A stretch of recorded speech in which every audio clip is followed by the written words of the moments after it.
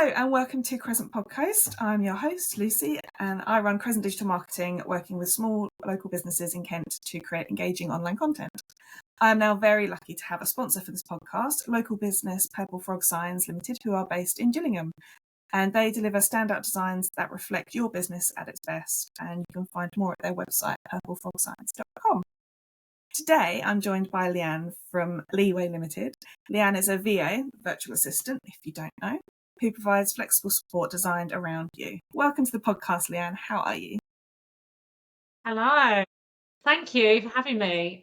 I'm a little nervous because I've never done a podcast before. Don't be nervous. But it's I'll be all very good. gentle. Thank you.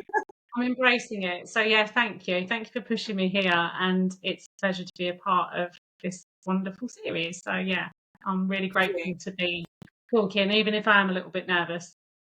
Well, you make it sound like I might have bullied you into it, and I really hope I didn't. So I hope you enjoy it. Why don't you tell us a bit about you and your journey and how Leeway got started?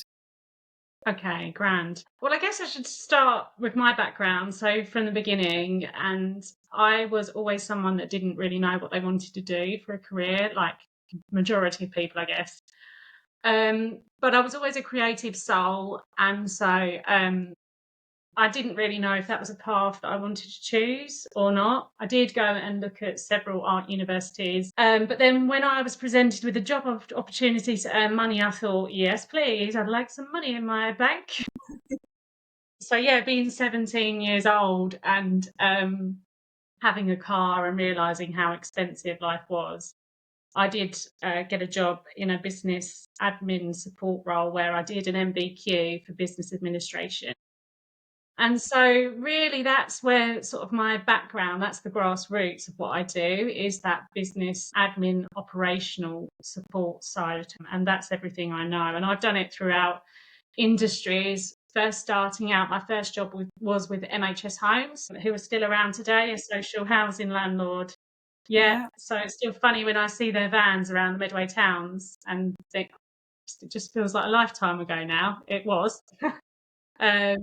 Yeah, some 20 odd years ago, shall we say.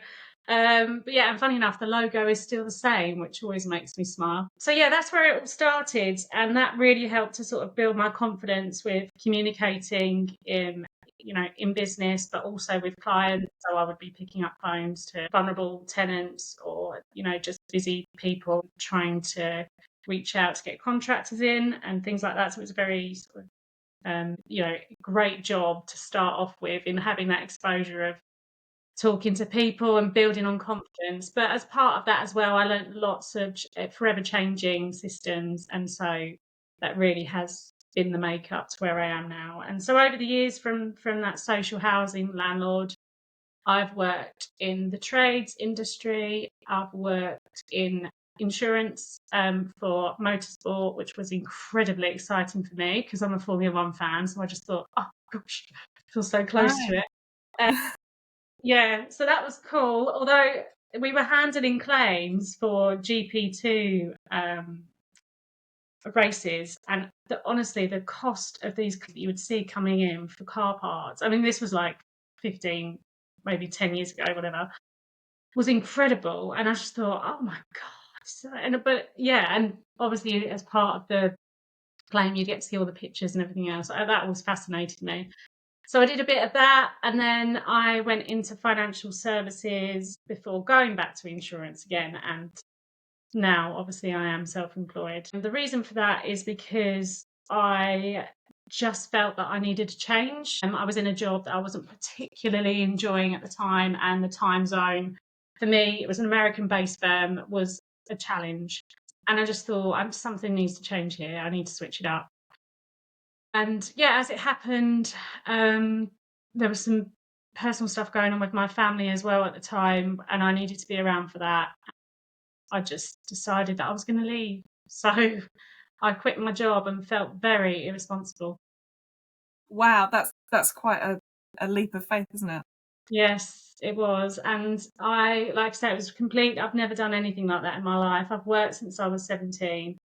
And so for me, it was like unknown territory. I had no idea what I wanted to do, no idea what I was going to do. But equally, I just thought, I need to listen to my mind here, and I just wasn't coping. So yeah, I decided to walk away. I was lucky enough to have the support around me to enable me to pay for bills and everything else. You know, I do consider myself fortunate in that respect. But yeah, nevertheless, it wasn't an easy decision to make. Yeah. So what then led you to think that being a VA was what you wanted to do? Well, I tell you what, I didn't even know that virtual assistants existed. I didn't even know what a VA was. I had no idea.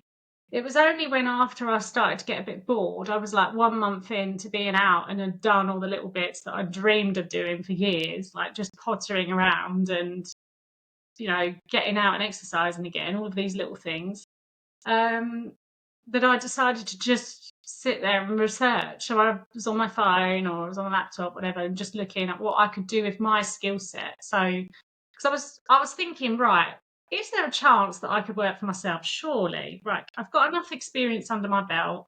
The last job that I had that I chose to leave was building a startup business in London for an American firm. So I'd been exposed to the steps that they had to go through to set up an American business in this country. And obviously you can imagine the legal side behind it. And so for me, I was thinking, well, it must be pretty, like, at least, you know, the fundamentals of setting up a business would be much easier for me, you know, and going alone. So I was just thinking, right, what could I do? What business could I run? And then it just sort of fell into place. I read an article about virtual assistants, and that was that. And I couldn't believe how blind I'd been to it, to be honest with you. And here we are. Yeah, so I thought, right, why not just try it? Because you never know. Like, I felt confident in my ability, and I just didn't really know quite how to approach potential clients. I didn't know where I was going to, or how I would be able to reach out to people. I knew I had a lot of contacts, obviously, throughout my employment and through networking in business over the years. But I didn't even realise that networking locally for individuals like you and me was a thing. So again, it was a real learning curve. And I took some time then to look at local networking opportunities, and quite frankly was dumbfounded by the amount of events that were out there that I had no idea even existed.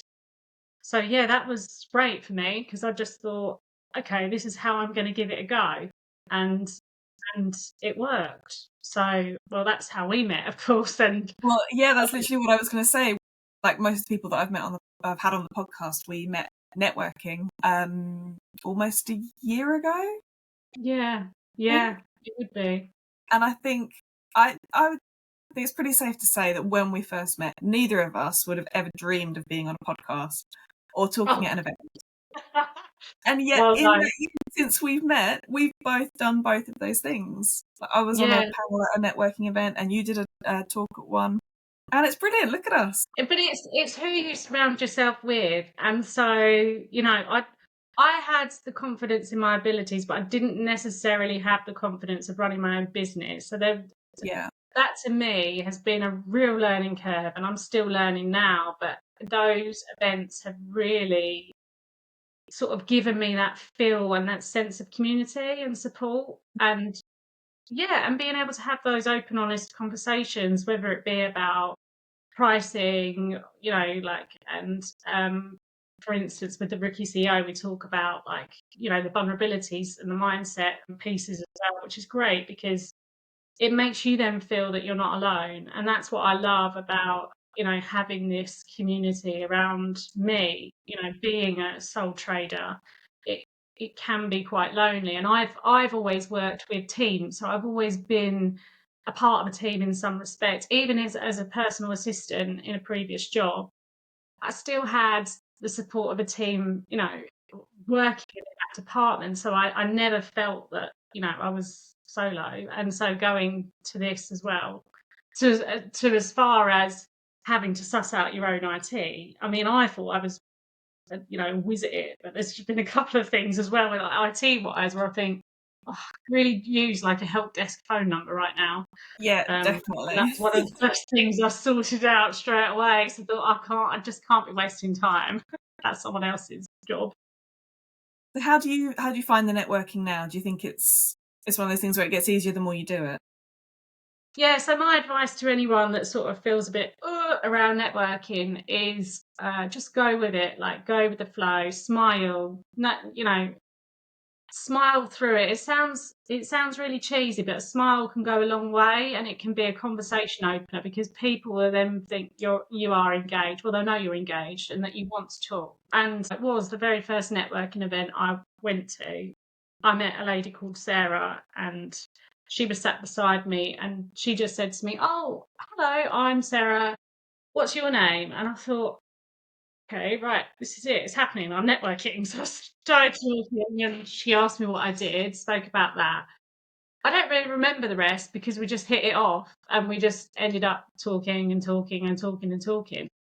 But it just that example there of an encounter that I had, a networking event, is purely just how basic the opener was.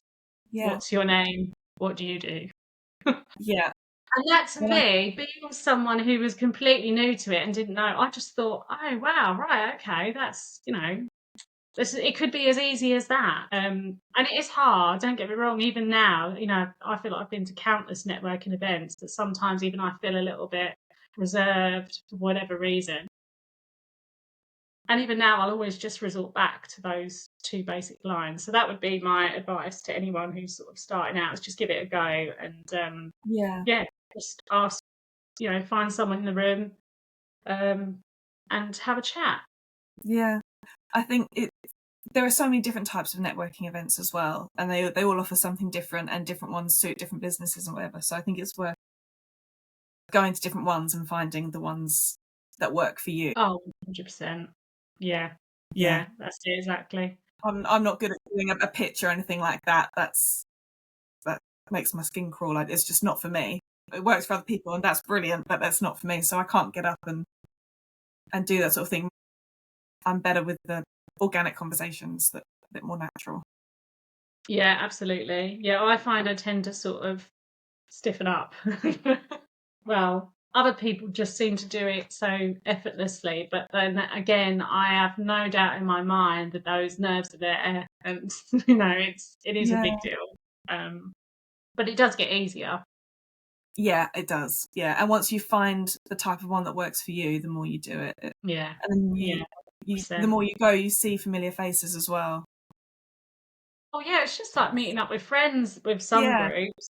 Yeah, and I mean, to be honest with you, Lucy, like this this time now that I am in my business, I have barely had a social life outside of networking because I see the networking as part of my social life, yeah, and I'm very happy with that. Like it works for me. yeah, I do have a social life, of course, but it feels like the networking is a part of that. And again, it all boils down to that support. yeah, definitely. Yeah, I think some of them it doesn't feel like work, and I think because you're not going there to necessarily get clients, you're going there to get support from other people who are in the same boat of being self-employed, or whatever, and you have a little support network. Yeah, absolutely. That's it. Yeah, yeah. Because the worst case scenario is just go it and see it as an opportunity to, sort of say, what can I learn today? Like, what can I take away from connecting with these people today? So then it's not necessarily at all about you. It's about, Mm. seeking out opportunities to improve. So you don't have to be talking about yourself. You're just sort of, Yeah, engaging in those conversations and learning as you go from experience. Everyone's got a different experience, whether it be from being a newbie to being a newbie now might be very different to what being a newbie was like 2 years ago, whatever. yeah, So yeah, it's great. I absolutely love networking. So I couldn't recommend it enough, and certainly for me, that's been the one thing that's always been consistent. I have got my business from networking, through meeting people, so people gaining trust, getting to know you, getting to like you, and obviously having you then in their mindset for as and when they might need your services. Yeah, So definitely. yeah, I think that's where I've got most of my clients as well, through networking. As you say, you build a relationship and that trust, and the more you meet them, when it comes to the point that, oh, I need someone, or they can recommend you to someone who does need your services, it's real then, and they know that they're going to get a good service from you because you've built that trust already. yeah, that's it, exactly. So as a VA, you need to be super organized, because obviously you're managing not only your own diary but your clients as well, and you've got to know what's going on left, right, and center with all of them. Is that something that comes easy to you, or have you put measures in place to help with that? It comes easy to me for other people. It doesn't necessarily come easy to me for myself. I That's so know, interesting. oh, the irony. Well, I find that with social media, because yes, I that's what the main service I offer, and I can do other people's social media. When it comes to doing my own, it always ends up falling by the wayside. Yeah, the irony is not lost on me at all. No, oh, that's good. You understand. Oh yes. But I really do focus on time management, because that is what I need to do to enable my business to function. You know, I work for clients who require a certain period of time of support from me, whether it be on an ad hoc basis or on a monthly retainer. So therefore, I need to make sure that I am going to deliver, that I'm meeting deadlines, projects are progressing. I need to be very mindful of time. So whilst I joke and say that, you know, my world might be a little bit chaotic, shall we say, but fundamentally, time management is my thing. I mean, some people might not even know what time management is. It sounds a little bit overwhelming. Okay, so But why don't you give us some tips or things we can do? yes, yeah. So, well, firstly, time management isn't about doing more. It's about doing what matters with like less stress. So we always feel like when we've got a lot to do, it's, oh gosh, right, crikey, I've got so much to do here. Then in comes the stress and the worry. But if you're managing your time properly, you can get more clarity and allocate your attention and energy to focus on things at the right time, because not everyone is carrying the same level of energy at 9 a.m. in the morning. Some people might be peaking, they might be thinking, right, okay, right, this is like, you know, my time to shine and spend a couple of hours knocking some really great work out. Whereas other people's energy point might come later in the day. So when you think about planning out time, it's always important to understand where your energy fits. So perhaps like I would recommend people, listeners, to sort of take some time to think about when they feel their energy is at its best. So when they're most productive. And it's then that time that you need to clock into and really make sure that what needs to be done is getting done. And I think people, as well as part of that, should be tracking what they're doing in that time. As a virtual assistant, and other virtual assistants can testify, using time tracking software is a game changer. We have to use it to obviously track what we're doing for our clients, but I have a few clients that even use it themselves to determine where their time is being spent. And there's free software out there. There's Toggle Track, which is what I use, and there's Clockify. Both of those are just really cool timer systems that you can track projects. So you can just type in what you're working on, and the timer will just sit there. So if you're curious to know where your time's going, because even in the past, you know, I think about jobs that have gone by when I've been an EA and I've sat there thinking, what have I actually done today? And people say that, like, oh, I've heard it just recently, just this week. Someone said, oh, it's been a really hard day. I don't really know what I've achieved today. And tools like that can really be useful to determine where your time's actually going. So yeah, that's a really good tip that I can use from a time management perspective. So yeah, there's free time tracking tools, but there's also free project management tools out there. And project management sounds as well awful. It sounds like it's really technical Sounds and terrifying. It really does. but you could call a list. I haven't got one around, but you could call a list on a bit of paper, project management, because effectively that's what project management is. It's knowing what your projects are, designating deadlines, and obviously just making sure that you have got time allocated to get them done. So there are some sort of free tools out there that you can use. My favourite that I use for me personally is ClickUp. It was recommended to me, and there are some limitations in terms of like the number of project spaces that you could work on. So I think you get like 5 or whatever, but beneath each project is like sub projects. So you can ultimately you can manipulate the free version to make it work for you. So essentially I use it as like a job tracking system. So for everything that I know in my world I need to do, I can fill in on ClickUp, assign a deadline, and I will get notifications, or I can simply view a list of all the tasks that I need to complete by a certain date. So that's a really good one. But there's others as well. Trello, I've used that in the past. I think that's probably more for creatives, but nevertheless still a good tool to use. And that's just from moving away from a bit of paper. That's not to say that a bit of paper isn't going to do the job. There is nothing wrong with writing a list down of what you want to be doing that day. But if you are, you need to be making sure that you're picking just 1 to 3 mission critical tasks per day. Okay. That are planned around your energy, and ultimately making sure the time is blocked out for them in your day. Yeah, if you're looking at a god awful list that's as long as your arm, that is an instant turn off, and your brain is just not going to be receptive to it. If you're picking out, even if you've got a list and you get a highlighter and you highlight the 3 tasks that you want to get done that day, no more than 3. It could even be 2. It could be 1. It could be one big project that actually has been driving you round the bend because you keep thinking, I need to make a start. Oh, I could do it tomorrow. Oh, perhaps it could wait until next week. The task gradually gets pushed back. But yeah, if you allocate that time, mission critical, like I say, and don't overdo it, because there are only so many hours in a day. Yeah.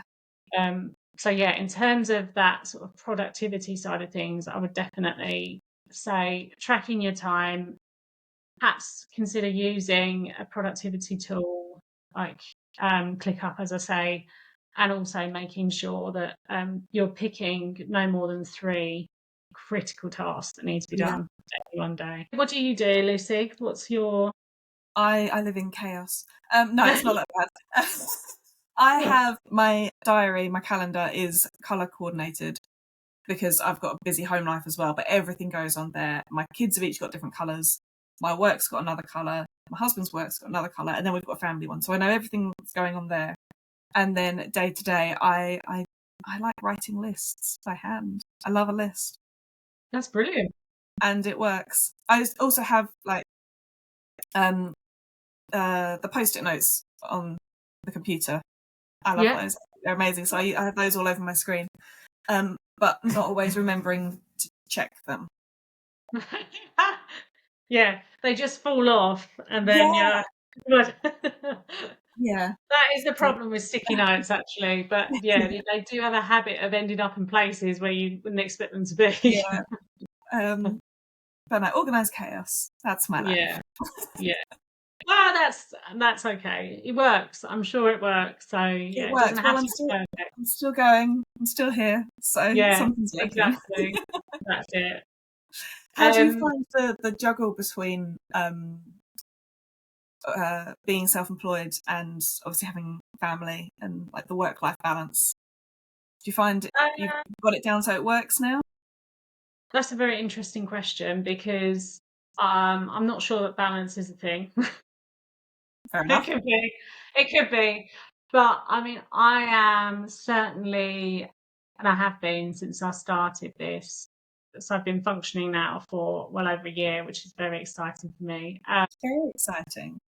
Yes, and because I'm excited and passionate still, I am plummeting all of my efforts into what I do. And even if that's, networking where I can, then I do. And so I am busy, but it's a very different kind of busy. It's a knowing that what I'm doing is for us, and it's me as well, of course, as part of that. I'm really enjoying it. And I can honestly say that I do feel that I'm myself now. And so whilst this sort of balance, it may seem a bit off from the outside, or at least even from me, I'm happy with it. And I know that it is going to take a lot of work. So I'm still learning. I'm learning on the job. I'm learning how to run my business. I've started delegating because I know that there's certain things that I shouldn't be wasting my time on. And I say waste because time is precious. And I think delegating is a very hard thing to do. When it's your own business. That's it. Because it boils down to that trust. And you always feel that you can do it better than anyone else, which is it's not the case. It's just, and it's a mindset shift. I feel that in doing, the delegating and in just general well-being and happiness, then yes, I'm finding like employed versus self-employed, it was definitely the right move for me. The only thing that is sort of missed is paid annual leave. Yeah, I sympathise with that 100%. I mean, that is the one thing that I most definitely took for granted when I was employed, paid annual leave. At the end of the summer, I took 2 weeks off. We went away to France as a family. I took my laptop. I didn't even take it out of the bag. I didn't turn it on. I didn't do anything with it. I didn't even check my business socials when I was on my phone. Amazing. And it was so nice to do that. But at the back of my mind, every so often I was like, oh, maybe I could do something. Maybe I should do something. And I was like, no. Yeah, no, it would have been nice to know you're being paid. It's very different self-employed, isn't it? It is. And that is a monumental achievement, by the way, to do that. So congratulations. Yeah, I'm coming up for the 2-year birthday of my business. So it's the first time I've been able to do that. And I felt comfortable to do that and that everything wasn't going to fall apart. But I did have to have my laptop with me just in case something happened. Yeah. Nothing disastrous would happen. But if it did, I just had to have it there as like a comfort blanket. Yeah, there's nothing wrong with that. There's absolutely nothing wrong with that. Oh, that's amazing. No, I love that. So yeah, that's the one challenge that is particularly tricky. I think when you've gone from that luxury, I mean, I've been employed for over 20 years.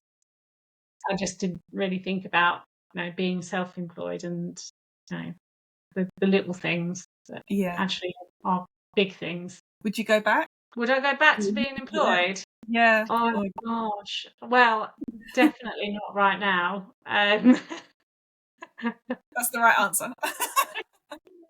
No, I have said to more than one person that there is no way I would ever be employed again. And that's unfair for me to say that, and probably a bit naive to say that, I guess. But because you never know how.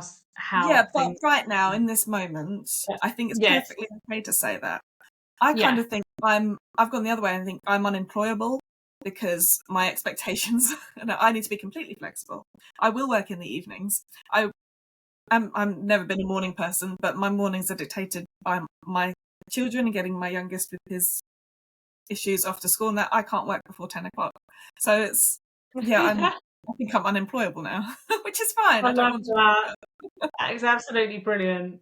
That is do you know what? That's the most favourite thing I've heard in the last few weeks. I'm going to use that, I think.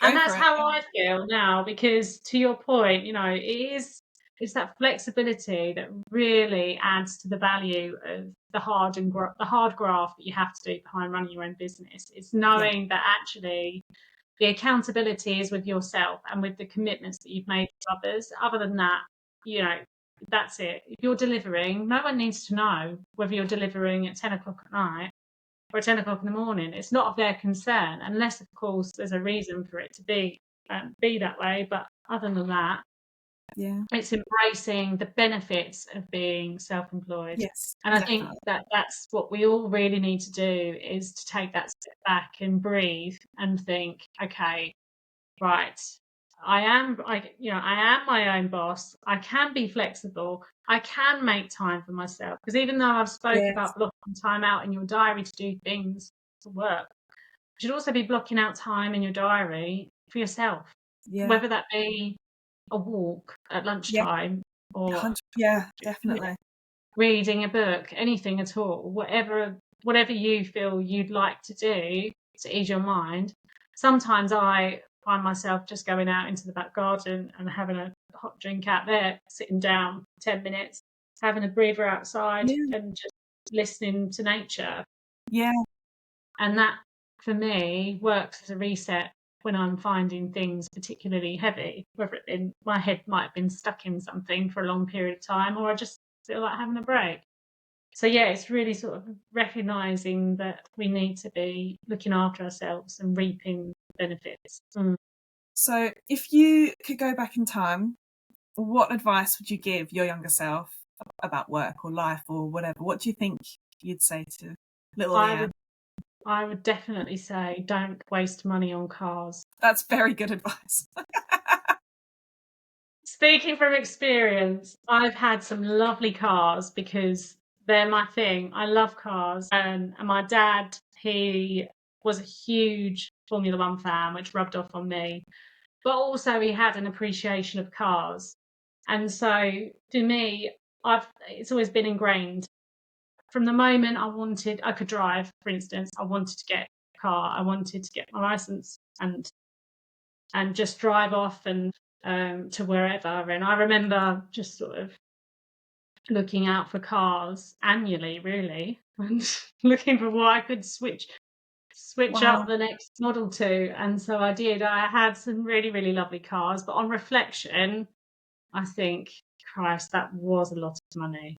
And if I'd have put that into a pot, then I would have made life much easier for myself when it came to getting on the ladder. How many cars do you think you've had?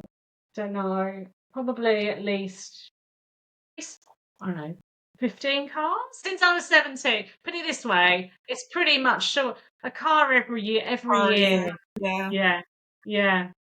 It's a lot. It's an obscene amount of money, but it was my thing at the time. And I just wish that I had probably not done that. Very sensible advice. I like that, and a very different take on it. Thank you so much for coming on. It's been so, Leanne, I will see you very soon. See you soon. Thank you so much.